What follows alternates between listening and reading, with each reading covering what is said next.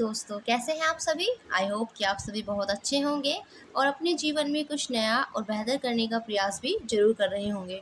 तो दोस्तों, हम पढ़ रहे हैं 11वीं क्लास की हिस्ट्री की एनसीईआरटी का चैप्टर नंबर 2। और चैप्टर नंबर 2 में हम पढ़ रहे हैं मेसोपोटामिया के बारे में। और हमने देखा था, अब तक के जो चैप्टर हमने ये पढ़ा है, इसमें हम पढ़ चुके हैं मेसोपोटामिया के बारे में कि मेसोपोटामिया में किस तरह से शहरी जीवन का विकास हुआ और लेखन कला का विकास किस तरह से हुआ। तो सबसे पहले जो शहरी जीवन की शुरुआत मानी जाती है वो मेसोपोटामिया में ही मानी जाती है। कल हमने देखा था कि मेसोपोटामिया जो है ये दो शब्दों से मिलकर बना था, मेसोस और पोटेमोस, जिसका अर्थ होता है मध्य। मेसोस का अर्थ होता है मध्य और पोटेमोस का अर्थ होता है नदी। यानी कि जो दो नदियों के बीच का जो उपजाऊ क्षेत्र होता है, जो उपजाऊ धरती होती है, उसी को कहा गया था यहाँ पर मेसोपोटामिया। जहाँ यहाँ की अगर बात करें तो यहाँ पर दजला और फरात दो नदियाँ हमने देखी थी, जिनके बीच का एक क्षेत्र था जिसका नाम था मेसोपोटामिया। इसी के साथ हमने देखा था कि किस तरह से यहाँ पर मेसोपोटामिया के अंदर लेखन कला की शुरुआत होती है और किस तरह से बहुत सारे यहाँ पर चिन्ह जो है, प्रतीक जो है वो निकल कर आते हैं सैकड़ों की तादाद में। तो ये मोहर एक शहरी शिल्प कृति, यानी कि यहाँ पर कुछ मोहर दिखाई गई हैं और ये जो मोहर है ये किस तरह से एक शिल्प कृति को यहाँ पर शो करती है, वो भी एक शहरी शिल्प कृति को। तो भारत में प्राचीन काल में पत्थर की मोहरें होती थी, यानी कि इंडिया के अंदर जो प्राचीन काल में कैसी पाई जाती थी मोहरें, पत्थर की बनी होती थी, स्टोन की, जिन पर चिन्ह अंकित किए होते हैं। लेकिन मेसोपोटामिया में पहली 17वीं ईसा पूर्व शताब्दी, यानी कि फर्स्ट सेंचुरी में पहली शताब्दी ईसा पूर्व के अंत तक एक पत्थर के बेलनाकार मोहरें जो कि बीच में आर पार छिदी होती थी। यहाँ पर फर्स्ट सेंचुरी के अंत तक पत्थर की बेलनाकार मोहरें थी जो कि बीच में आर पार छिदी होती थी। एक तीली लगाकर गीली मिट्टी के ऊपर ये घुमाई जाती थी और इस प्रकार उनसे लगातार चित्र बनता जाता था। यानी कि एक किस तरह की आप समझ सकते हैं, जैसे कि आपने वो देखी होगी जो चूल्हे पर फूंक मारने के लिए यूज़ की जाती है, फूंकनी भी जिसको हम बोलते हैं। तो उसमें क्या होता है, दोनों तरफ छेद होते हैं। तो जब ये दोनों तरफ छेद होते हैं तो उसमें आप फूंक मार सकते हैं। तो इसी तरह की कुछ यहाँ पर ये बनाई जाती थी। तो वे अत्यंत कुशल कारीगरों के द्वारा उकेरी जाती थी और कभी कभी उनमें से ऐसे लेख होते थे जैसे कि मालिक का नाम, उनके इष्टदेव का नाम, उनकी अपनी पसंदीय स्थिति आदि। किसी कपड़े की गठरी या फिर बर्तन के मुंह को चिकनी मिट्टी से लीप पोत कर उस पर वह मोहर घुमाई जाती थी, जिससे उसमें अंकित जो थी वो लिखावट मिट्टी की सतह पर छप जाती थी और इससे उस गठरी या फिर उस बर्तन में रखी जो वस्तुएं हैं उनको मोहर लगाकर सुरक्षित कर दिया जाता था। जब इस मोहर को मिट्टी की बनी पट्टिका पर लिखे पत्र पर घुमाया जाता था तो वह मोहर उस पत्र की प्रमाणिकता की प्रतीक बन जाती थी कि ये इनका है। और इस प्रकार मुद्रा सार्वजनिक जीवन में नगरवासी की भूमिका का संदेश, मतलब उसको जो नगरवासी की जो भूमिका है उसको दर्शाती है। यहाँ पर देखिए आप, ये जो दिखाई गई है पूरी की, ये 5 पुरानी बेलनाकार मोहरें और उनके छापे दिखाए गए हैं।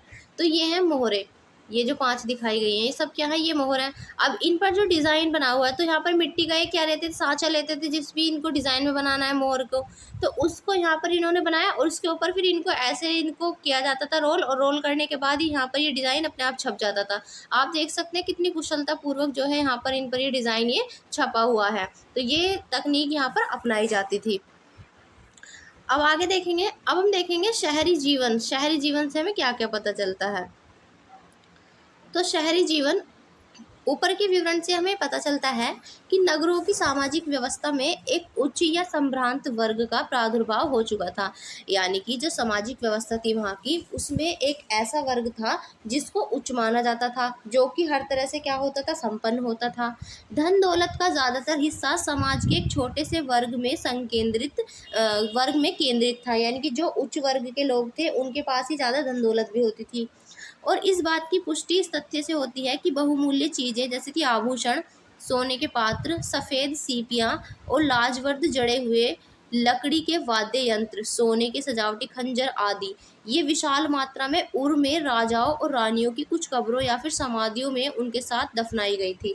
यानी कि ये जितनी भी कीमती चीज़ें यहाँ पर अभी हमने पढ़ी, सोने के पत्र हो गए, सफ़ेद सीपियाँ या फिर वाद्य यंत्र हो गए, सोने के सजावटी खंजर, इस तरह की जो चीज़ें हैं जो उस टाइम के राजा रानी हुआ करते थे, उनकी कब्रों में भी मिले हैं, उनके साथ दफनाए हुए। तो अब आप इससे आइडिया ये लगा सकते हैं कि उस टाइम पर जो है उच्च वर्ग जो थे, उनकी स्थिति कैसी थी और वो किन किन चीज़ों को यहाँ पर अपने साथ दफनाते थे। लेकिन उसी टाइम की अगर बात करें तो उसी टाइम पर आम आदमी की स्थिति क्या थी, एक सोचने वाली बात है कि उस टाइम पर आम आदमी की स्थिति क्या थी।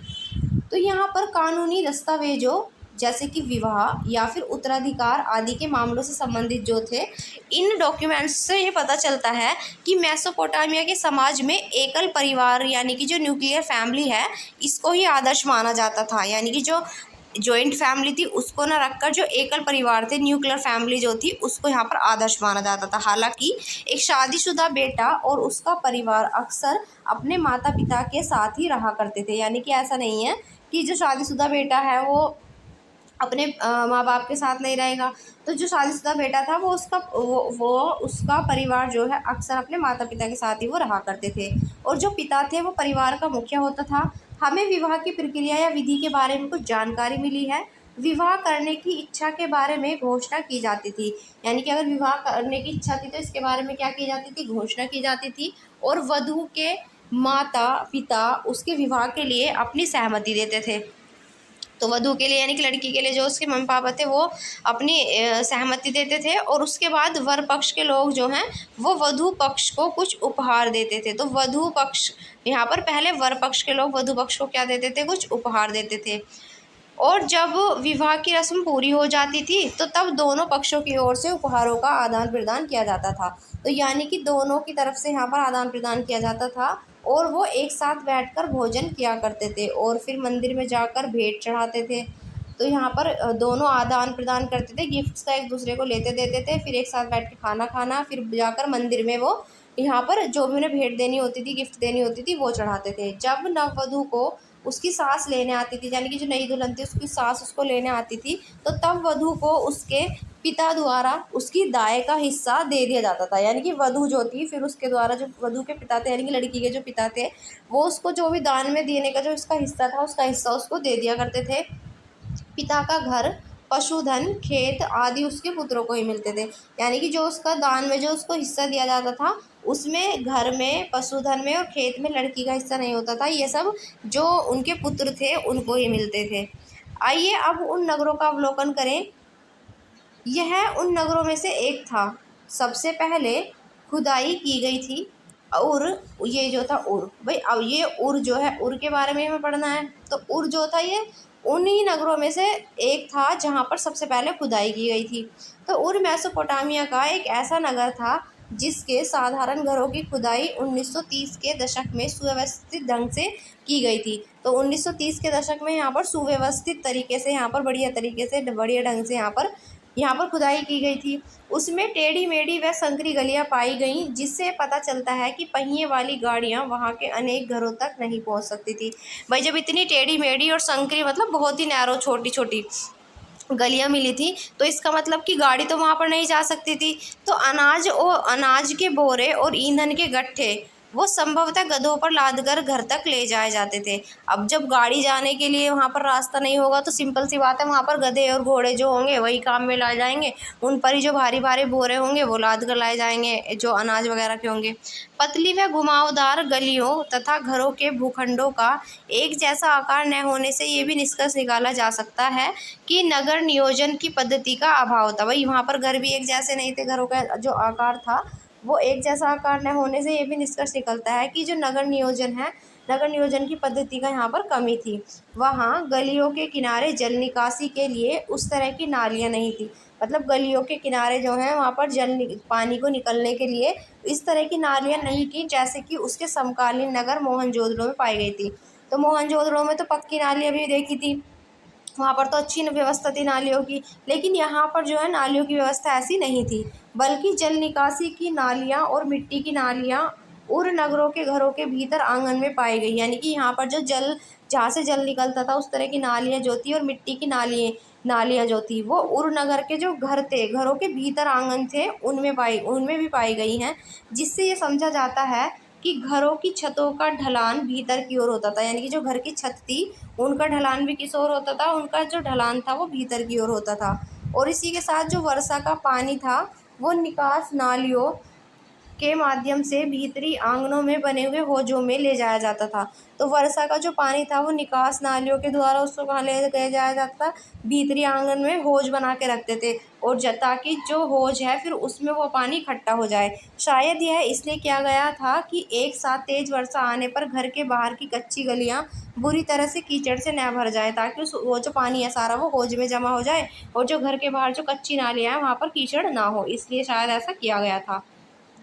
फिर भी अगर बात की जाए तो फिर भी ऐसा प्रतीत होता है कि लोग अपने घर का सारा कूड़ा कचरा बुहार कर गलियों में डाल देते थे, यानी कि अपने घर में झाड़ू लगाई, अपने घर में साफ सफाई की, और जो सारा कचरा है वो लोग कहाँ डाल देते थे, गलियों में डाल देते थे, जहाँ वह आने जाने वाले लोगों के पैरों के नीचे आता रहता था। तो इस प्रकार बाहर कूड़ा डालते रहने से गलियों की सतह जो थी वो ऊंची उठ जाती थी, जिसके कारण कुछ समय बाद घरों की दहलीज जो थी उनको भी ऊंचा उठाना पड़ता था। यानी कि जब कूड़ा डालते जाएंगे, घर के बाहर ही सब कूड़ा डालेंगे तो बाहर की तो रोड ऊंची हो जाएगी, तो फिर उनको अपने घर की दहलीज भी ऊंची करनी पड़ेगी। तो यानी कि और इससे क्या होता था, इस जिसके कारण कुछ समय बाद घरों की दहलीजों को भी यहाँ पर ऊंचा उठाना पड़ता था, ताकि वर्षा के बाद जो कीचड़ है वो बहकर घरों के भीतर ना आ सके, ताकि जो वर्षा का पानी है वो उनके घरों में ना भरे। कमरों के अंदर रोशनी खिड़कियों से नहीं बल्कि उन दरवाज़ों से होकर आती थी, यानी कि जो घर हैं उनके अंदर जो इसमें क्या होता था, तो यहाँ पर एक तो वो क्या करते थे भाई, दहलीज़ को ऊपर उठाते थे ताकि जो दहलीज़ है उनके कमरे हैं उनके घर हैं उसमें पानी ना घुस सके, और इसी के साथ साथ वो कमरों के अंदर जो रोशनी थी वो वहाँ जो विंडोज़ थी उनसे नहीं आती थी, बल्कि दरवाज़ों से होकर आती थी जो कि आंगन में खुला करते थे। तो जो आंगन में उनके दरवाजे खुलते थे वहाँ से उसमें उनकी लाइट आती थी, रोशनी आती थी। इससे घरों के परिवारों में गोपनीयता यानी कि प्राइवेसी भी रहती थी। तो इससे क्या होता था, घर के परिवार जो घरों के परिवार थे उनमें यहाँ पर प्राइवेसी बनी रहती थी। घरों के बारे में कई तरह के अंधविश्वास भी प्रचलित थे। तो घरों के बारे में क्या अंधविश्वास थे अभी हम देखेंगे, जिनके विषय में उर्मे पाई गई शकुन अपशकुन संबंधित बातें पट्टिकाओं पर लिखी मिली हैं। यानी कि यहाँ पर शकुन और अपशकुन जैसी बातें भी होती थी जो कि पट्टिकाएं जो हैं इन पर भी लिखी हुई मिली है। जैसे कि घर की देहली ऊंची उठी हुई हो तो वह धन दौलत लाती, यानी कि ऐसी प्रथाएं प्रचलित थी जिससे कि कहा जाता था कि ये जो अगर देहली जिनकी भी उठी होगी वहाँ पर क्या होगा, धन दौलत अच्छी होगी, ऐसा कहा जाता था।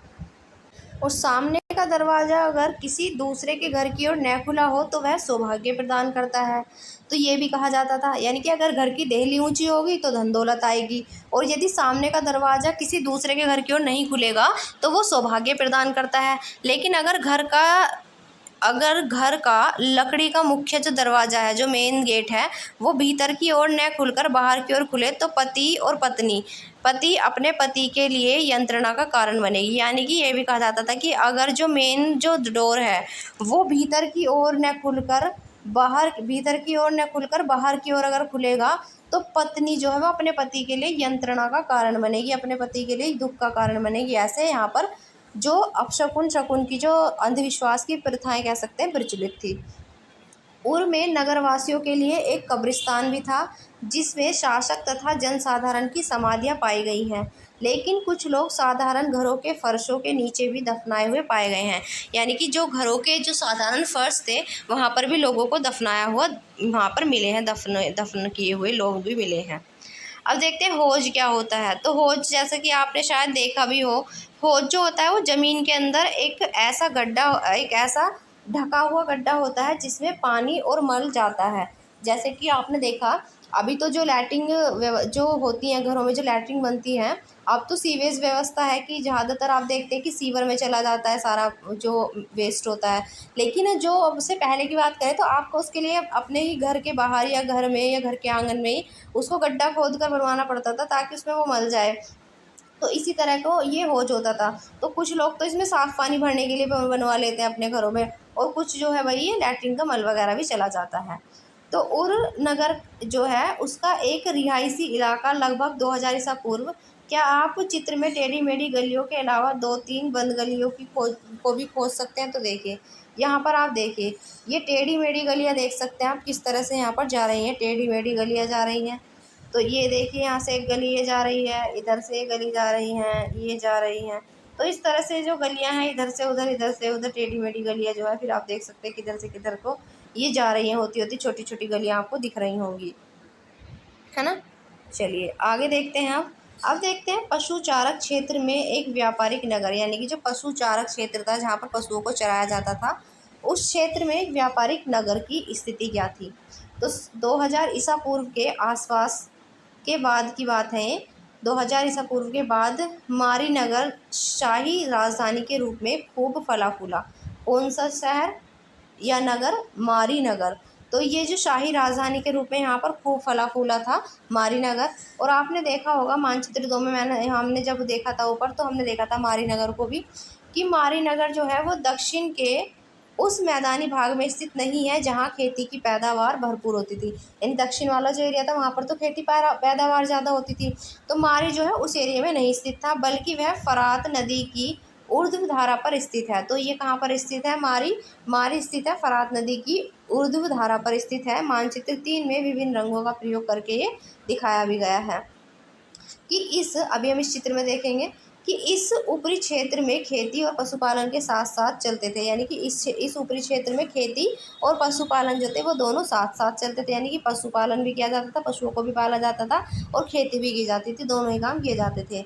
मारी राज्य में वैसे तो किसान और पशुचारक दोनों ही तरह के लोग होते थे, लेकिन उस प्रदेश का जो अधिकांश भाग है वो भेड़ बकरी चराने के लिए ही काम में लिया जाता था। यानी कि उस प्रदेश में अधिकांश भाग जो होता था वो सारा का सारा यूज़ किया जाता था भेड़ बकरियों को चराने में। मोस्टली पार्ट उसका उसी में यूज़ किया जाता था, भेड़ बकरियों को चराने में।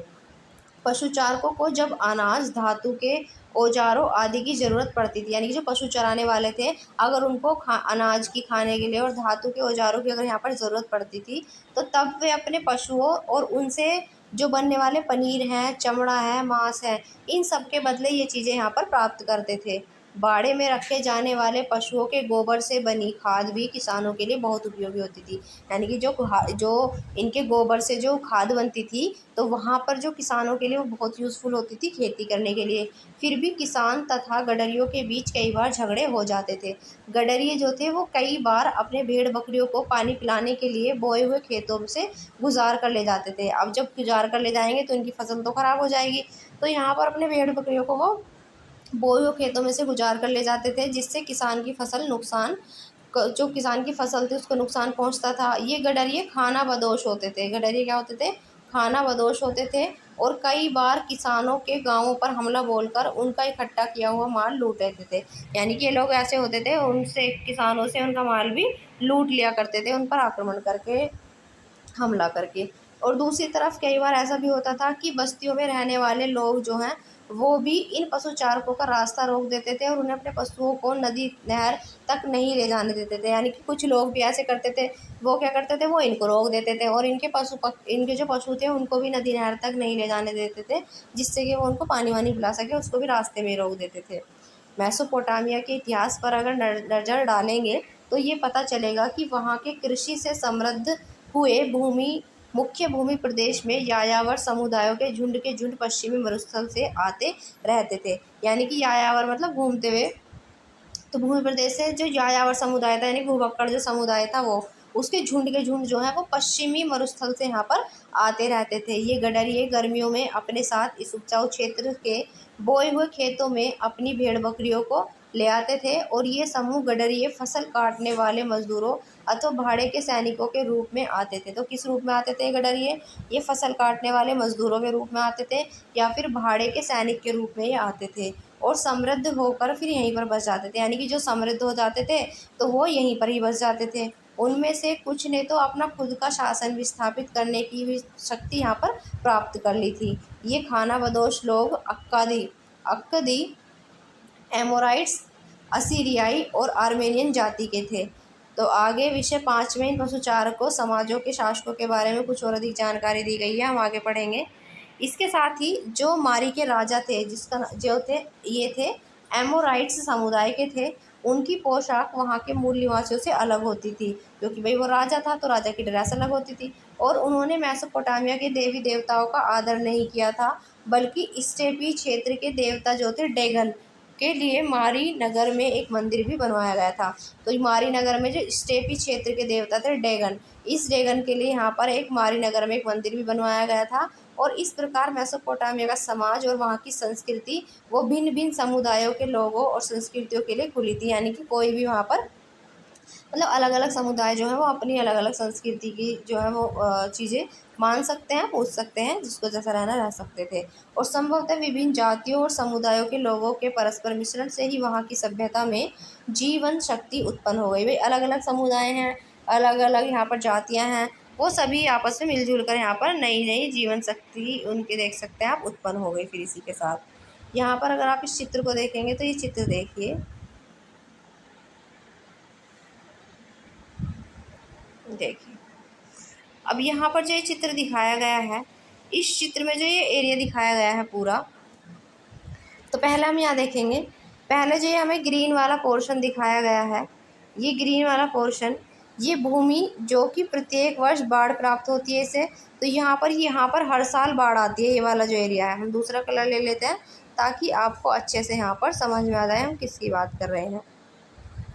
तो देखिए यहाँ पर अगर बात की जाए, ये जो ग्रीन वाला एरिया दिखाया गया है, ये वाला, ये पूरा एरिया ग्रीन वाला, तो ये वो वाली जगह है जहाँ पर प्रत्येक साल बाढ़ आती है। तो ये प्रत्येक साल ही बाढ़ से ग्रस्त रहता है।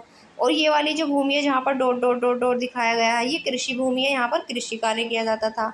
और ये जो येलो वाला पार्ट दिखाया गया है, यहाँ पर ये चारागाह भूमि है, वेदिकाएँ हैं, जहाँ नहर का पानी नहीं पहुँच पाता था, ये वो वाले इलाके हैं।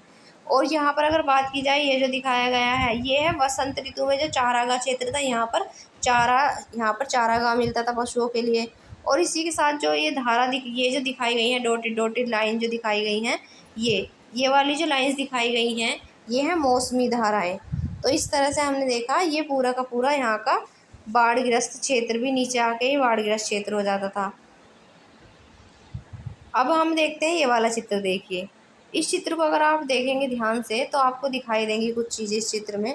तो एक योद्धा दिखाई देगा आपको यहाँ पर। देखिए ये एक योद्धा दिखाई दे रहा है आपको, जो कि अपने हाथों में एक यहाँ पर इसने क्या लिया हुआ है, एक लंबा भाला ले लिया हुआ है इसने। और एक खपच्ची को अपनी ढाल पकड़े हुए, यानी कि एक तरफ तो इसने लिया हुआ है भाला और एक तरफ इसने पकड़ी हुई है खपच्ची। यहाँ देखिए भाला, ये तो हो गया भाला, और यहाँ पर खपच्ची पकड़ी हुई है इसने। और एमोराइट लोगों की एक खास किस्म की पोशाक को देखिए यहाँ पर, ये जो इनकी पोशाक है लाइनिंग लाइनिंग में दिख रही होगी, ध्यान से देखेंगे तो इस पोशाक को देखिए। ये जो यहाँ पर सुमेरियन योद्धा की पोशाक से भिन्न होती थी। और ये जो चित्र है ये सीपी पर उकेरा गया था। किस पर उकेरा गया चित्र था ये?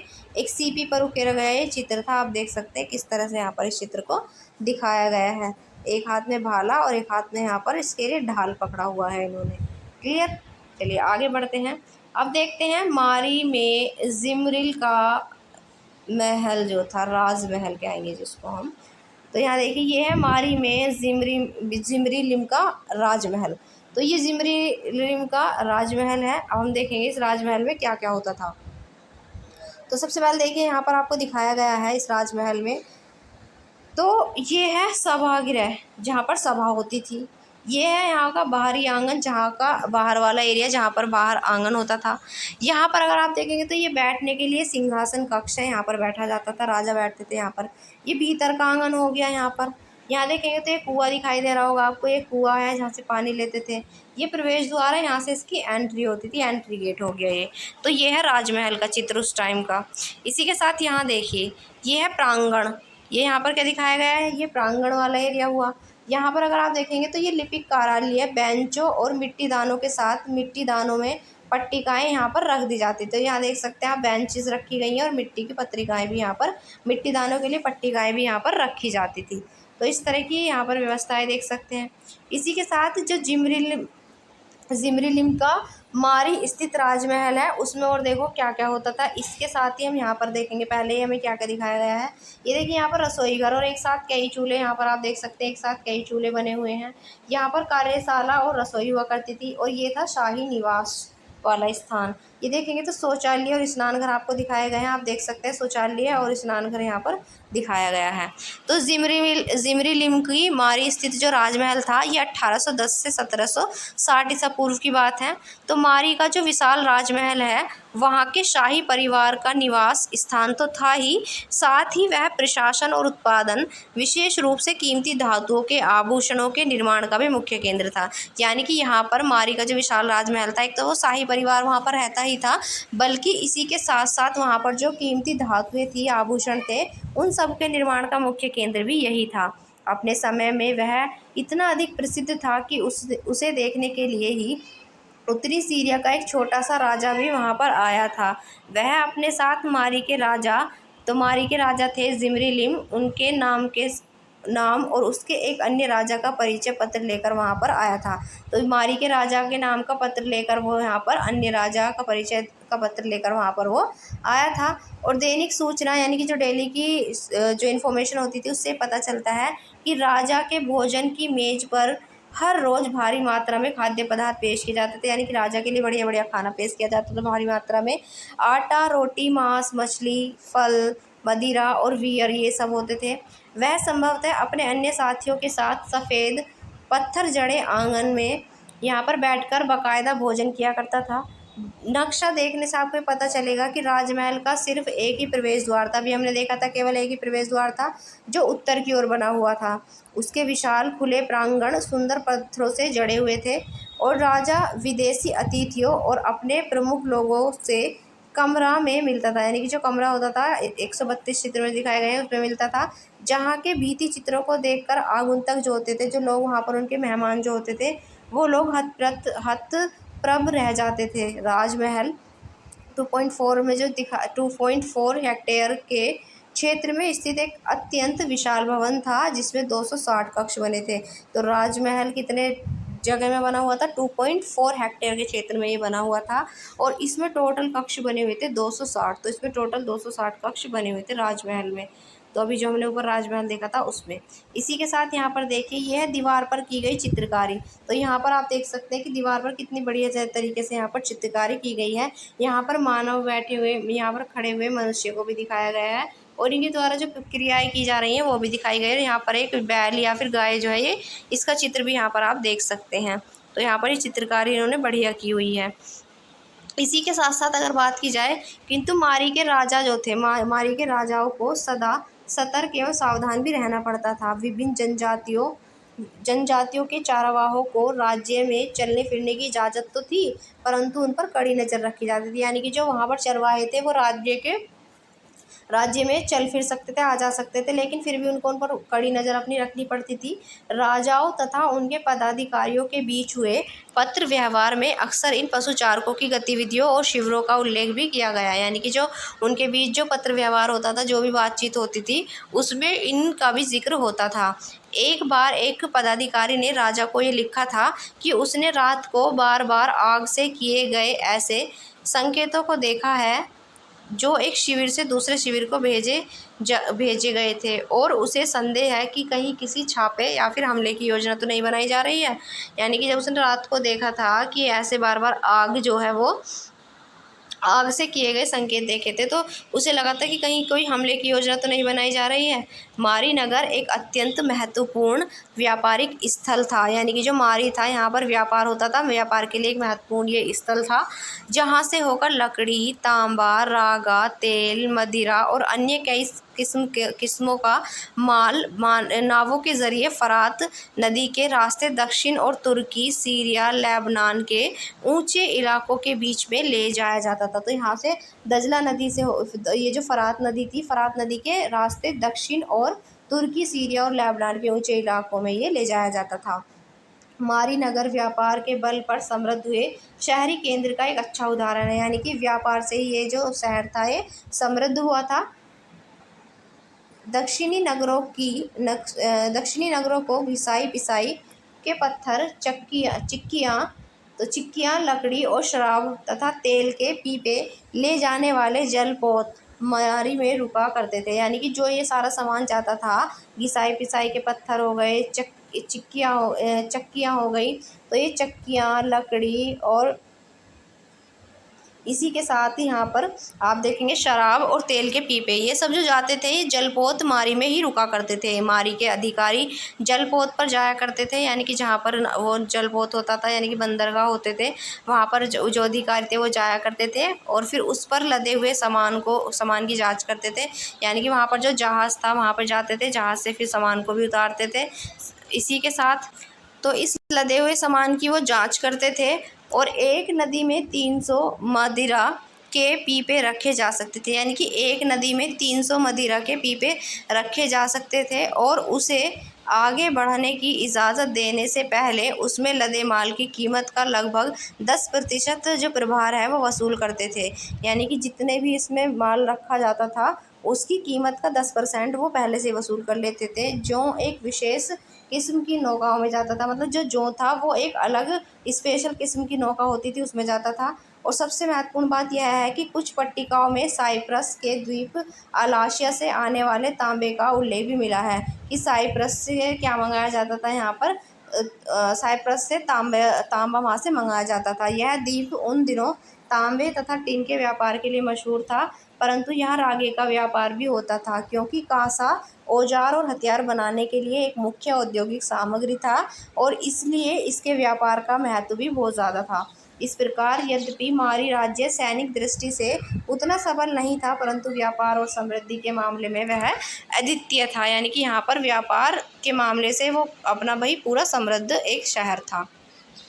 अब देखते हैं मेसोपोटामिया के नगरों की खुदाई। तो मेसोपोटामिया के नगरों की खुदाई से हमें क्या क्या देखने के लिए मिलता है, एक बार इसके बारे में यहाँ पर हम देखेंगे। तो आज मेसोपोटामिया के पुरा स्थलों के उत्खनक पहले के उत्खनकों की तुलना में बहुत अधिक कुशल हैं। उनके कार्य की यथार्थता और परिशुद्धता और अभिलेखन का स्तर बहुत ऊंचा है, इसलिए अब उस तरह के बड़े बड़े इलाकों की खुदाई नहीं की जाती जैसे कि उर नगरों में की गई थी। इसके अलावा बहुत कम पुरातत्वविदों के पास इतनी बड़ी धनराशि होती है कि वे एक साथ खनकों के बड़े दल को खुदाई के काम पर लगा सके। इस प्रकार जानकारी प्राप्त करने का तरीका बदल गया है, यानी कि जो इस तरह से पहले बहुत सारे लोगों को लगाया जाता था, जो काम चलते थे, अब इस तरह की जानकारी प्राप्त करने का तरीका जो यहाँ पर बदल गया है। इसी के साथ साथ इस संबंध में अबू सलाबिक नाम के एक छोटे कस्बे का उदाहरण लेते हैं। तो एक जगह का नाम है जिसका नाम है अबू सलाबिक। यह कस्बा 2500 ईसा पूर्व में लगभग 10 हेक्टेयर ज़मीन पर बसा हुआ था। इसकी आबादी 10,000 से भी कम थी। इसकी दीवारों की रूपरेखा की ऊपरी सतहों को सर्वप्रथम खरोच कर निकाला गया था, यानी कि जो ऊपर की जो सतह थी दीवारों की उनको खरोच कर निकाला गया था। और इस प्रक्रिया में टीले की ऊपरी सतह को किसी बेलचे या फावड़े या अन्य औजारों के धारदार चौड़े सिर से कुछ किलोमीटर तक खरोचा जाता है। यानी कि यहाँ पर जो उसको खरोचा गया था वो बेलचे या फावड़े की सहायता से या फिर किसी और अन्य औजार से इसके धारदार चौड़े सिर से कुछ किलोमीटर तक इसको खरोचा जाता है। नीचे की मिट्टी तब भी कुछ नम पाई गई और पुरातत्वविदों ने भिन्न भिन्न रंगों और उसकी बनावट तथा ईंटों की दीवारों की स्थिति और इसी के साथ गड्ढों और अन्य विशेषताओं का भी पता लगा लिया। जिन थोड़े से घरों की खोज की गई थी उन्हें खोदकर निकाल लिया गया और पुरातत्वविदों ने क्या किया, तो यानी कि जिन थोड़े से घरों की जो घर मिले उनको खोदकर निकाला गया और पुरातत्वविदों ने पौधों पशुओं के अवशेषों को प्राप्त करने के लिए टनों मिट्टी की छानबीन की, यानी बहुत मिट्टी, टन मतलब समझना, बहुत सारे टन की मिट्टी जो थी उनकी यहाँ पर छानबीन की और इसी के चलते उन्होंने पौधों और पशुओं की अनेक प्रजातियों का भी पता लगाया। उन्हें बड़ी मात्रा में जली हुई मछलियों की हड्डियाँ भी मिली जो बुहार कर बाहर गलियों में डाल दी गई थी, यानी कि झाड़ू लगाकर उन्हें बाहर गलियों में निकाल दिया गया था। वहाँ गोबर के उपलों के जले हुए ईंधन में से निकले हुए पौधों के जो बीज हैं और इस जो रेशे हैं, बीज और रेशे भी मिले थे और इससे इस स्थल पर रसोई घर के होने का पता चला। घरों में रहने के कमरे कौन से थे यह जानने के संकेत बहुत कम मिले हैं। वहाँ की गलियों में सुअरों के छोटे बच्चों के दांत भी पाए गए हैं, जिन्हें देखकर पुरातत्वविदों ने यह निष्कर्ष निकाला कि अन्य किसी मेसोपोटामियाई नगर की तरह यहाँ भी सुअर छुट्टे घूमा करते थे। वस्तुतः एक घर में तो आंगन के नीचे जहाँ किसी मृतक को दफनाया गया था सुअर के कुछ हड्डियों के अवशेष भी मिले हैं, जिससे ये प्रतीत होता है कि व्यक्ति के मरणोपरांत जीवन में खाने के लिए सूअर का ही कुछ मांस रखा गया था।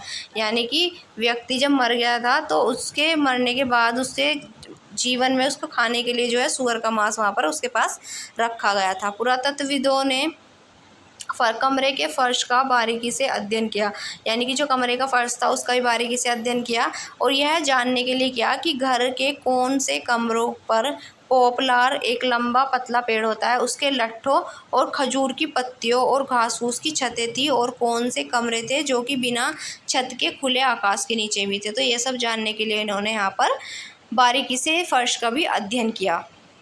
अब देखते हैं मेसोपोटामिया संस्कृति में शहरों का क्या महत्व था। मेसोपोटामिया की जो कल्चर था उसमें शहरों का क्या महत्व था, अब हम इसके बारे में पढ़ेंगे। तो मेसोपोटामिया वासी शहरों का जो जीवन था उसको ज़्यादा महत्व देते थे, यानी कि उनकी लाइफ में शहरी जीवन विशेष महत्व रखता था, जहां अनेक समुदाय और संस्कृतियों के लोग साथ साथ रहा करते थे और युद्ध में शहरों के नष्ट हो जाने के बाद वे अपने काव्यों के जरिए उन्हें याद किया करते थे। यानी कि यहाँ पर शहर में अलग अलग तरह के लोग रहते थे, अलग अलग समुदाय के, संस्कृति के, लेकिन अगर किसी वजह से वो जो शहर थे वो युद्ध में नष्ट हो जाया करते थे तो ये लोग अपने काव्यों के ज़रिए जो है उन्हें याद किया करते थे। मेसोपोटामिया के लोगों को अपने घर पर इतना अधिक गर्व था, इस बात का सबसे अधिक मर्मस्पर्शी वर्णन हमें गिलगेमिश महाकाव्य के अंतर्गत मिलता है। यानी कि मेसोपोटामिया के लोग जो थे उनको अपने नगरों पर कितना ज़्यादा प्राउड वो करते थे, इसका जिक्र किया गया है गिलगेमिश महाकाव्य के अंतर्गत। यानी कि उसके अंत में हमें मिलता है जो गिलगेमिश महाकाव्य है, इसके लास्ट में यहाँ पर दिया गया है। यह काव्य 12 पट्टिकाओं पर लिखा गया था। ऐसा कहा जाता है कि गिलगेमिश ने एनमरकर के कुछ समय बाद उरूक नगर पर शासन किया था। यानी कि जो गिलगेमिश था इसने एनमरकर के कुछ समय बाद फिर इसने शासन किया था उरूक नगर पर। वह एक महान योद्धा था। तो ये जो गिलगेमिश था ये कौन था? एक महान योद्धा था जिसने दूर दूर तक प्रदेशों को अपने अधीन कर लिया था, लेकिन उस समय उसे गहरा झटका लगा था जब उसका वीर मित्र अचानक से मर गया और इससे दुखी होकर वह अमृत की खोज में निकल पड़ा। यानी कि जब उसका फ्रेंड मर गया तो उसे उससे इतना दुख हुआ और वो इस चीज़ की खोज में निकल गया, अमृत की खोज में, ताकि वो इस खोज में निकल गया कि मनुष्य अमर रह सके। तो इसने क्या किया, उसने सागरों महासागरों को पार किया और दुनिया भर का चक्कर भी लगाया, मगर उसे अपने साहसिक कार्यों में सफलता नहीं मिली। यानी कि भाई इस दुनिया में जो कोई भी इंसान आया है उसे मरना निश्चित है, तो ये बात तो फिक्स है, लेकिन इसने बहुत प्रयास किया, इसके बावजूद भी इसे कुछ नहीं सफलता इसके हाथ लगी। फिर हार कर वो गिलगेमिश अपने नगर उरूक को लौट आया। वहाँ जब वह अपनी सांत्वना के लिए शहर की चारदीवारी के आगे पीछे चहलकदमी कर रहा था, तभी उसकी नज़र पर उन पक्की ईंटों पर पड़ी जिनसे उसकी नींव डाली गई थी। यानी कि जब वो अपने आप को सांत्वना दे रहा होता है इस विषय में कि अमृत को प्राप्त नहीं कर पाया, तो इस विषय में जब वो इधर उधर टहल रहा होता है तो वहीं पर तो उसकी नज़र पड़ती है उस ईंट पर, उस पकी हुई ईंट पर पड़ती है जहाँ जिससे उसकी जो नींव थी वो डाली गई थी। वह भाव विभोर हो उठा। तो इससे क्या हो उठता है, वो भाव विभोर हो उठता है और इस प्रकार उरूक नगर की विशाल प्राचीर पर आकर उस महाकाव्य की लंबी वीरतापूर्ण और साहस भरी कथा का अंत हो गया। यहाँ गिलगेमिश एक जनजातीय योद्धा की तरह ही नहीं कहता कि उसका अंत निश्चित है, पर उसके पुत्र तो जीवित रहेंगे और इस नगर का आनंद लेंगे। यानी कि एक यहाँ पर गिलगेमिश क्या कहता है, एक जनजातीय योद्धे की तरह ये नहीं कहता कि ये तो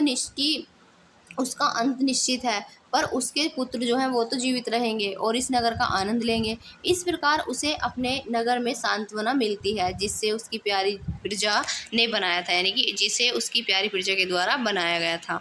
अब देखते हैं लेखन कला जो है उसकी देन। तो लेखन कला की देन क्या थी यहाँ पर? हालांकि मर्म स्पर्शी कहानियों, किस्सों और तरह तरह के वर्णन को तो मौखिक रूप से एक दूसरे को सुनाते हुए जीवित रखा जा सकता है। भाई जो कहानी, किस्से हैं, वर्णन है, वो तो एक दूसरे से मौखिक रूप में यहाँ पर सुनाए जा सकते हैं, पर विज्ञान को जीवित रखने के लिए लिखित दस्तावेजों और किताबों की ज़रूरत पड़ती है। भाई कुछ वैज्ञानिक खोज हुई है या इससे संबंधित कोई चीज़ है, उसको हम किस तरह से हम देखेंगे, याद रखेंगे, उसको कौन सुनाएगा? तो इसके लिए हमें लिखित डॉक्यूमेंट्स की ज़रूरत पड़ती है ताकि विद्वानों को आगे आने वाली पीढ़ियों विद्वानों की जो आगे आने वाली पीढ़ियां हैं वो उन्हें पढ़ सकें। संभवतः मेसोपोटामिया की दुनिया की ये सबसे बड़ी देन है, उसकी कालगणना और गणित की विद्वतापूर्ण परंपरा है। यानी कि जो मेसोपोटामिया की दुनिया को सबसे बड़ी देन है वो क्या है, उसकी कालगणना यानी कि समय की गणना और गणित की जो विद्वतापूर्ण परंपरा है वो इसने दी है। किसने? मेसोपोटामिया ने। ये दुनिया के लिए इसकी सबसे बड़ी देन है। 1800 ईसा पूर्व के आसपास की कुछ पट्टिकाएं मिली हैं जिनमें गुणा और भाग की तालिकाएं, वर्ग तथा वर्गमूल और चक्रवृद्धि ब्याज की सारणियां दी गई हैं। उनमें 2 का वर्गमूल यह दिया गया है। तो यहाँ पर 2 का वर्गमूल आप देख सकते हैं किस तरह से दिया गया है। 1 प्लस 24/60 और फिर प्लस में 51/60 का स्क्वायर प्लस 10/60 की क्यूब दी हुई है। अगर आप इसको हल करेंगे तो इसका उत्तर आप पाएंगे 1.414219296 होगा, जो इसके सही उत्तर 1.414215356 से थोड़ा सा ही भिन्न है। उस समय के विद्यार्थियों को इस प्रकार के सवाल हल करने होते थे। अगर एक खेत का क्षेत्रफल इतना इतना है और वह एक अंगुल गहरे पानी में डूबा हुआ है तो संपूर्ण पानी का जो क्षेत्रफल है संपूर्ण पानी का जो आयतन है फिर वो बताओ। तो यानी कि यहाँ पर इस तरह के क्वेश्चंस भी यहाँ पर स्टूडेंट्स से कराए जाते थे कि अगर एक उंगल जो है पानी में आप गहरा डुबाओगे तो उस संपूर्ण पानी का आयतन कितना होगा। इस तरह के क्वेश्चंस आप आज भी देखते हैं। तो पृथ्वी के चारों ओर चंद्रमा की परिक्रमा के अनुसार एक पूरे वर्ष का 12 महीनों में विभाजन, 1 महीने का 4 हफ्तों में विभाजन और एक दिन का 24 घंटों में और 1 घंटे का 60 मिनट में ये विभाजन, यह सब जो आज हमारी रोज़मर्रा की ज़िंदगी का अचेतन हिस्सा है ये मेसोपोटामिया वासियों से ही हमें मिलता है। तो ये सभी के सभी जो हम पूरा एक दिन 24 दिन रात, एक हमारा पूरा जो दिन हो गया 24 घंटे का, महीने हो गए 12 और इसी में 4 हफ्ते हो गए, तो ये सब कुछ देन जो है वो मेसोपोटामिया वासियों की ही है। समय का उपयुक्त विभाजन सिकंदर के उत्तराधिकारियों ने अपनाया। तो ये जो समय का ऊपर जो विभाजन भी हमने पढ़ा ये किसने अपनाया था? सिकंदर के जो उत्तराधिकारी हुए उन्होंने अपनाया। वहाँ से वह रोम और फिर ये इस्लाम की दुनिया को मिला और फिर मध्ययुगीन यूरोप में पहुँचा। और यह सब कैसे हुआ ये सब हम विषय 7 में देखेंगे, चैप्टर नंबर 7 में। अब हम देखते हैं इसी के साथ, जब कभी सूर्य और चंद्र ग्रहण होते थे तो वर्ष, मास, दिन के अनुसार उनके घटित होने का हिसाब भी रखा जाता था कि कब कब ये सूर्य ग्रहण और चंद्र ग्रहण की घटना होती है। इसी प्रकार रात को आकाश में तारे और तारामंडल की स्थिति पर बराबर नजर रखते हुए उनका भी हिसाब रखा जाता था। मेसोपोटामिया वासियों की इन महत्वपूर्ण उपलब्धियों में से एक भी उपलब्धि संभव नहीं होती यदि लेखन की कला और विद्यालयों जैसी उन संस्थाओं का अभाव होता। यानी कि अगर ये जितनी भी चीज़ें हम आज पढ़ पा रहे हैं कि वहाँ पर पहले ऐसा था, इन सब चीज़ों का ज्ञान हमें उनसे मिला है, अगर वो लिखने की कला ना होती तो क्या हम ऐसा जान पाते, आज पढ़ पाते कि ऐसा भी कभी पहले था? नहीं पढ़ पाते ना। तो जहाँ पर तो उन संस्थाओं का भाव होता जहाँ विद्यार्थीगण पुरानी लिखित पट्टिकाओं को पढ़ते थे और उनकी फिर नकल करते थे, और जहाँ कुछ छात्रों को साधारण प्रशासन का हिसाब किताब रखने वाले लेखाकार न बनाकर ऐसा प्रतिभा संपन्न व्यक्ति बनाया जाता था जो अपने पूर्वजों की बौद्धिक उपलब्धियों को आगे बढ़ा सके। यानी कि यहाँ पर जो छात्र थे उन्हें केवल यहाँ तक ही सीमित नहीं रखा जाता था कि हिसाब किताब कर लिया और बस हो गए। उनको अपने जो वैज्ञानिक, उनके विद्वान जो उनके पूर्वज रहे हैं उनकी ही बौद्धिक लक्षणों के आधार पर उनको और आगे बढ़ाया जाता था ताकि वो और बौद्धिक उपलब्धियों को आगे बढ़ा सके। यह सोचना गलत होगा कि मेसोपोटामिया के शहरी लोग आधुनिक तौर तरीकों से परिचित नहीं थे। अंत में हमें उन 2 प्रकार के प्रारंभिक प्रयत्नों का अवलोकन करना चाहिए जिनके द्वारा अतीत के प्रलेखों एवं परंपराओं को खोजने और सुरक्षित रखने की कोशिश की गई थी। तो अब हम देखेंगे अंत में उन 2 प्रारंभिक प्रयत्न को जिनके द्वारा ये अतीत के प्रलेखों और परंपराओं को खोजने की जो सुरक्षित कोशिश थी वो की गई थी। ये है एक पुराकालीन पुस्तकालय, यानी कि एक पुराकालीन यानी पुराने काल का एक लाइब्रेरी के बारे में यहाँ पर देखते हैं क्या बताया गया है। तो लोह युग मतलब जब लोहा आ चुका था, लोहे के युग में। लोह युग में उत्तरी प्रदेशों के असीरियाई लोगों ने एक साम्राज्य की स्थापना की थी जो कि 720 से 610 ईसा पूर्व तक अपनी उन्नति के शिखर पर रहा। यह साम्राज्य मिस्र तक फैला हुआ था। कहाँ तक फैला था यह साम्राज्य? मिस्र तक फैला हुआ था। राज्य की अर्थव्यवस्था उन दिनों लूटमार की हो गई थी, यानी कि राज्य के अंदर जो उस टाइम की जो इकोनॉमिक कंडीशन थी वो इतनी बेकार हो गई थी कि यह लूटमार की स्थिति बची हुई थी, क्योंकि अधीनस्थ प्रजाजनों को दबाकर उनसे खाद्य सामग्री, पशु, धातु और शिल्प की वस्तुओं के रूप में बेगार और नजराना जबरदस्ती ले लिया जाता था। तो यानी कि यहाँ से क्या किया जाता था, इनसे उनसे उनके खाने का सामान भी, पशु भी, धातु और जो भी शिल्प की वस्तुएं थी वो सब उनसे जबरदस्ती नजराने के रूप में या फिर बेगारी के रूप में ले लिया जाता था। बड़े बड़े असीरियाई शासक जो बाहर से आकर बसे थे वो दक्षिणी क्षेत्र बेबीलोनिया को उच्च संस्कृति का केंद्र मानते थे। यानी कि ये जो लोग यहाँ पर आकर बसे थे ये मानते थे कि जो दक्षिणी क्षेत्र है बेबीलोनिया, इसको उच्च संस्कृति का ये केंद्र मानते थे। और उनमें से आखिरी राजा थे असुरबनिपाल। तो असुरबनिपाल थे, इन्होंने उत्तर में स्थित अपनी राजधानी निनवे में एक पुस्तकालय की स्थापना की। उसने इतिहास, महाकाव्य, शकुन साहित्य, ज्योतिष विद्या, स्तुतियों और कविताओं की पट्टिकाओं को इकट्ठा करने के लिए बहुत प्रयत्न किया और उनमें सफल रहा। और उसमें वो क्या रहता है भाई, उसमें वो सफल भी रहते हैं। और उसने अपने लिपिकों को दक्षिण में पुरानी पट्टिकाओं का पता लगाने के लिए भेजा, क्योंकि दक्षिण में लिपिकों को विद्यालय में पढ़ना लिखना सिखाया जाता था। दक्षिण की तरफ जो लिपिक थे उनको विद्यालयों में पढ़ना लिखना सिखाया जाता था। तो वहाँ से पट्टिकाओं को लाने के लिए कहा, जहाँ उन्हें दर्जनों की संख्या में पट्टिकाओं की नकलें तैयार करनी होती थी। बेबीलोनिया में ऐसे भी नगर थे जो कि पट्टिकाओं के विशाल संग्रह तैयार किए जाने और प्राप्त करने के लिए मशहूर थे। हालांकि लगभग 1800 ईसा पूर्व के बाद सुमेरियन भाषा बोली जानी वो बंद हो गई थी, लेकिन विद्यालय में वह शब्दावलियों, संकेत सूचियों, द्विभाषी सुमेरी और अक्कदी पट्टिकाओं आदि के माध्यम से अब भी पढ़ाई जाती थी। यानी कि ऐसी तो चीज़ें थी ना जो जिनसे उनको पढ़ाया जा सकता था वो तो ख़त्म नहीं हुई थी, संकेत सूचियाँ तो थी, तो यहाँ पर वो भी पढ़ाई जाती थी। इसलिए 650 ईसा पूर्व में भी 2000 ईसा पूर्व तक की पुरानी कीलाकार अक्षरों में लिखी पट्टिकाएँ पढ़ी और समझी भी जाती थी। और असुरबनिपाल के आदमी यह जानते थे कि पुरानी पट्टिकाओं और उनकी प्रतिकृतियों को कहाँ पर खोजा और प्राप्त किया जा सकता था। ये असुरबनिपाल के आदमी जानते थे। गिलगेमिश के महाकाव्य जैसी महत्वपूर्ण पट्टिकाओं की प्रतियां तैयार की गई और प्रतियां तैयार करने वाले उनमें अपना नाम और उसकी तिथि भी लिखते थे। यानी कि जो उनको तैयार करते थे वो अपना नाम भी लिखते थे और साथ ही साथ डेट भी लिखते थे। कुछ पट्टिकाओं के अंत में असुरबनिपाल का उल्लेख भी मिलता है। मैं असुरबनिपाल, अब देखें क्या कहते हैं यहाँ पर, इनके बारे में क्या मिलता है लिखा हुआ कि मैं असुरबनिपाल ब्रह्मांड का सम्राट, अपने आप को ब्रह्मांड का सम्राट कहता था, असीरिया का शासक जिसे देवताओं ने विशाल बुद्धि प्रदान की है, जिसने विद्वानों के पांडित्य के गुण ज्ञान को प्राप्त करने में सफलता प्राप्त की। मैंने देवताओं के बुद्धि विवेक को पट्टिकाओं पर लिखा। यानी कि इसका कहना था कि उसने लिखा है देवताओं के बुद्धि विवेक को पट्टिकाओं पर, और मैंने पट्टिकाओं की जांच की और उन्हें संग्रहित किया। मैंने उन्हें निनवे स्थित अपने इष्टदेव बाबू के मंदिर के पुस्तकालय में भविष्य में उपयोग के लिए रख दिया। अपने जीवन के लिए, अपनी आत्मा के कल्याण के लिए और अपने शाही सिंहासन की नींव को मजबूत बनाए रखने के लिए इसने उसको रखा वहाँ पर। इससे भी महत्वपूर्ण काम था इन पट्टिकाओं की सूची को तैयार करने का। इसके लिए एक टोकरी भरकर पट्टिकाओं को मिट्टी के लेवल से इस प्रकार अंकित किया गया।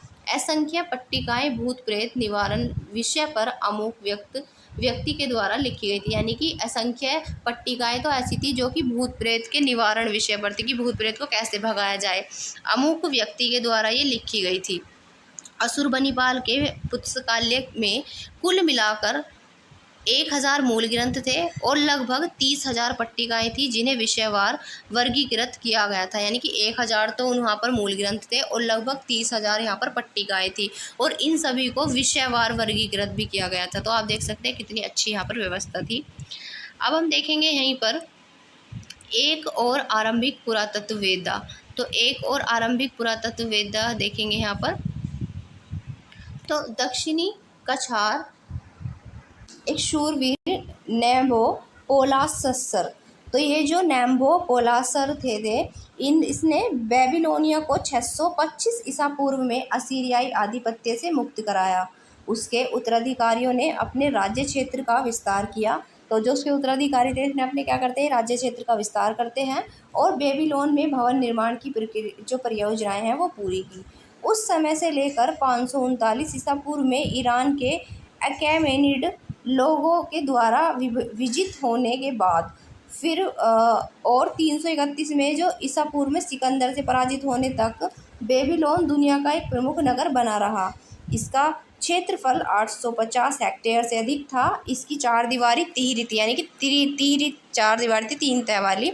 इसमें बड़े बड़े राजमहल और मंदिर मौजूद थे। एक जिगुरात यानी कि सीढ़ीदार मीनार थी और नगर के मुख्य अनुष्ठान केंद्र तक शोभा यात्रा के लिए एक विस्तृत मार्ग भी बना हुआ था।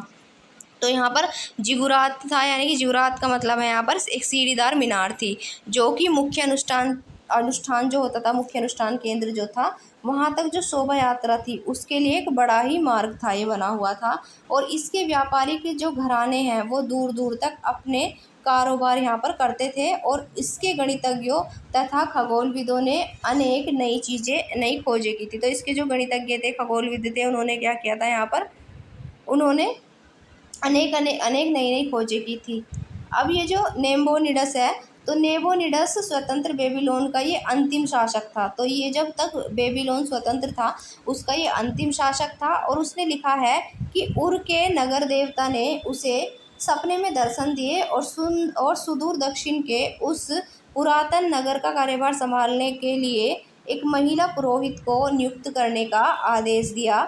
उसने लिखा, चूँकि बहुत लंबे समय से उच्च महिला पुरोहित का प्रतिष्ठान भुला दिया गया था, उसके विशिष्ट लक्षणों को कहीं नहीं बताया गया, मैंने दिन पर दिन उसके बारे में सोचा। वह आगे कहता है कि उसे एक बहुत पुराने राजा, जिसका शासनकाल हम आज से 1150 ईसा पूर्व के आसपास मानते हैं, का पट्टलेख यानी कि स्टेली मिला। और उस पर उसने महिला पुरोहित की आकृति अंकित देखी। उसने उसके आभूषणों और वेशभूषा को ध्यानपूर्वक देखा और फिर उसने अपनी पुत्री को वैसी ही वेशभूषा से सुसज्जित करके महिला पुरोहित के रूप में प्रतिष्ठित किया। तो यहाँ पर ये अपनी बेटी को, अपनी पुत्री को यहाँ पर ये बना देता है क्या, तो यहाँ पर अब उसे बना देता है महिला पुरोहित, यानी कि महिला वो पुरोहित बना देता है अपनी पुत्री को। एक अन्य अवसर पर नेबोनिडस के आदमी उसके पास एक टूटी हुई मूर्ति लाए जिस पर अक्कद के राजा सारगोन का नाम खुदा हुआ था। तो अक्कद के राजा थे, सारगोन उसका नाम था। आज हम जानते हैं कि उस राजा ने 2370 ईसा पूर्व के आसपास शासन किया था, सारगोन अक्कद। तो यहाँ पर किसने तो मूर्ति लाए थे जिस पर अक्कद के राजा सारगोन का नाम खुदा। तो सारगोन ने अब से कब शासन किया था, इसने अब से 2370 ईसा पूर्व पहले शासन किया था। नेबोनिडस और निस्संदेह अनेक बुद्धिजीवियों ने भी प्राचीन काल के इस महान राजा के बारे में सुन रखा था। नेबोनिडस ने यह महसूस किया कि उसे उस मूर्ति की मरम्मत करानी चाहिए। और वह लिखता है कि देवताओं के प्रति भक्ति और राजा के प्रति अपनी निष्ठा के कारण मैंने कुशल शिल्पियों को बुलाया और उसका खंडित सिर बदलवा दिया। यानी कि उसने जो राजा का जो मूर्ति उसके पास लाई गई, उसने उसको फिर ठीक करा दिया। यहाँ पर अब देखते हैं काल रेखा पूरा एक थोड़े से यहाँ पर समझ लेते हैं, एक छोटे टाइम पीरियड में क्या क्या हमने देखा है। चलिए तो यहाँ पर स्टार्ट करते हैं क्या क्या हमने अब इसमें देखा है। तो यहाँ पर लगभग 7000 से 6000 ईसा पूर्व में हमने देखा कि उत्तरी मेसोपोटामिया के मैदानों में खेती की शुरुआत। तो उत्तरी मैदानों में जो मेसोपोटामिया के जो उत्तरी मैदान हैं, उत्तरी मेसोपोटामिया के जो मैदान हैं उसमें खेती की शुरुआत होती है 7000 से 6000 ईसा पूर्व में। फिर 5000 ईसा पूर्व में जो दक्षिणी मेसोपोटामिया है उसमें सबसे पुराने मंदिरों का बनाया जाना। फिर 3200 ईसा पूर्व में मेसोपोटामिया में लेखन कार्य की शुरुआत होना, यानी कि लिखने का कार्य शुरू हो जाना। फिर 3000 ईसा पूर्व के आसपास उरूक का एक विशाल नगर के रूप में विकास और कांसे के औजारों के इस्तेमाल में बढ़ोतरी। किस तरह से कांसे के औजारों का इस्तेमाल बढ़ता है। और 2700 से 2500 ईसा पूर्व में आरंभिक राजाओं का शासनकाल, जिनमें गिलगेमिश जैसे पौराणिक राजा भी शामिल है। तो 2700 से 2500 ईसा पूर्व में हम देखते हैं आरंभिक राजाओं का शासनकाल चलता है और जिनसे वो क्या करता है, यहाँ पर जो गिलगेमिश हमने अभी राजा पढ़ा है उसके जैसे पौराणिक राजा भी इसी में शामिल थे। फिर 2600 ईसा पूर्व में हमने देखा कीलाकार लिपि का विकास। तो यहाँ पर कीलाकार लिपि का यहाँ पर विकास होता है लगभग 2600 ईसा पूर्व में। फिर लगभग 2400 ईसा पूर्व में सुमेरियन के स्थान पर अक्कदी भाषा का प्रयोग। तो सुमेरियन भाषा की जगह यहाँ पर अक्कदी भाषा यहाँ पर आ जाती है, हमने पढ़ा 2400 ईसा पूर्व में। फिर 2370 ईसा पूर्व में सारगोन जो कि अक्कद सम्राट था उसके बारे में पढ़ा। फिर लगभग 2000 ईसा पूर्व में हमने देखा सीरिया, तुर्की और मिस्र तक कीलाकार लिपि का प्रसार देखा। फिर महत्वपूर्ण शहरी केंद्रों के रूप में मारी और बेबीलोन का उद्भव हमने देखा, किस तरह से यहाँ पर मारी का और बेबीलोन का उद्भव होता है।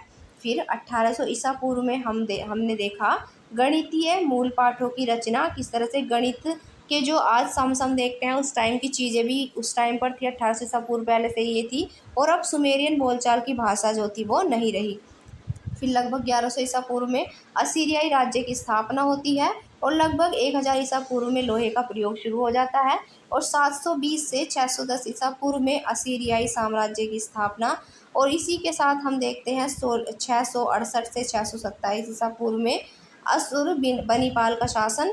फिर 331 ईसा पूर्व में सिकंदर ने बेबीलोन को जीत लिया, फिर हमने ये देखा।